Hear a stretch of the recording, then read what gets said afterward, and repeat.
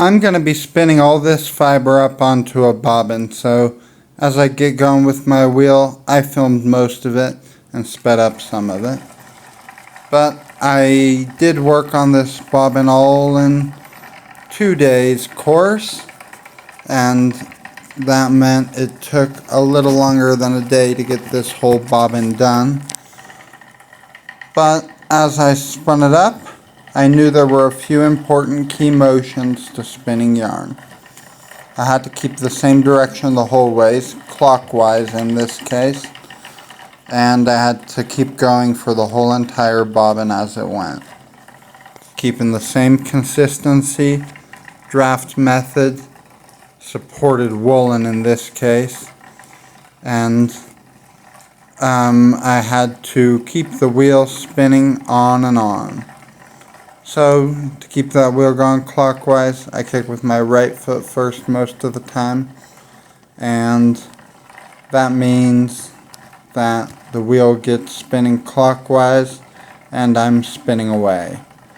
As I spin, I draft my fiber in a supported woolen draft method, where I'm really only moving one hand most of the time, but I use both hands to support my fiber because I don't have a distaff yet. That's something else I'll be making soon. But for this hemp fiber, it's not too crazy long, so it's possible to hold it in your hand while you're spinning away. And with the supported woolen draw, I'm able to make a fine thread and get it smoothed out with my main draft hand pretty quickly. Just clutching my woolen fiber, being hemp in this case. It's a fiber that's suitable for that draft technique, so it worked out well, all in all, I would say. Spinning yarn is so fun and a key to filling so much of my time with happiness and grace and peace. This is the fiber I've left, and I'm going to be spinning it all up in the rest of the day today. With this fiber here, I quickly got to spinning, and sometimes I have to adjust the tension of my wheel, because the way a spinning wheel works is to have a bobbin that's spinning at a different tension than the flyer going around it, which winds up the yarn onto the bobbin. So the pegs going around the bobbin are spinning faster than the bobbin itself as the wheel drives them both forward, but they are both going clockwise, so the yarn keeps its consistent direction. I'm spinning on and on all day for today's bobbin, and I think I'm about halfway done here in the images so far, which shows that it takes quite a bit of spinning. Here's a flake of that hemp fiber, and you see how fine it is and what the length of the fibers is. It's about 3 or 4 inches each.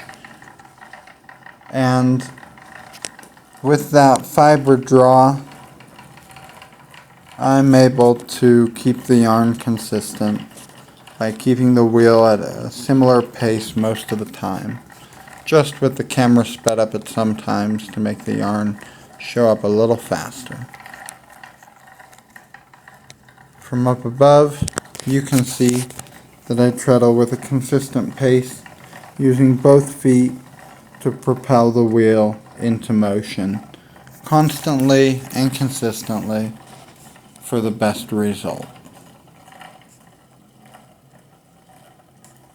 So spinning on, I would say that spinning is a great way to make yarn for many purposes. It can be used for weaving, knitting, and crocheting. And that's just one of the ways it can be used. It can even be used to wrap around things, or tie things up, or string things up, or mostly just to be soft and look nice. Yarn is great. I'm all about it. My wheel spins on, and I spin on, drafting my yarn into that same direction all the time, keeping it going as the bobbin grows, with more yarn made. Quickly and evenly, I produce yarn, but it just takes a long time to make. Here I show it sped up, but even then the motions are consistent and constant and always the same. Spinning to a close, my thread broke one time, but that's okay.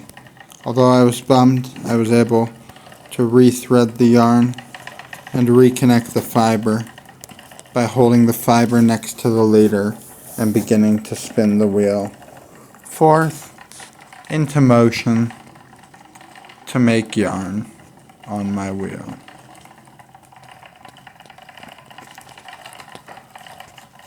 With the final stretch of spinning, I'm showing it here. With the bobbin about half full, I know the other half will come when I ply these two together. Final look at the bobbin before I take it off the wheel and set it up on the plying rack, where it will progress into even more soon. Want to see more? Like and subscribe, and I'll show you more of what I have here on the way on the channel.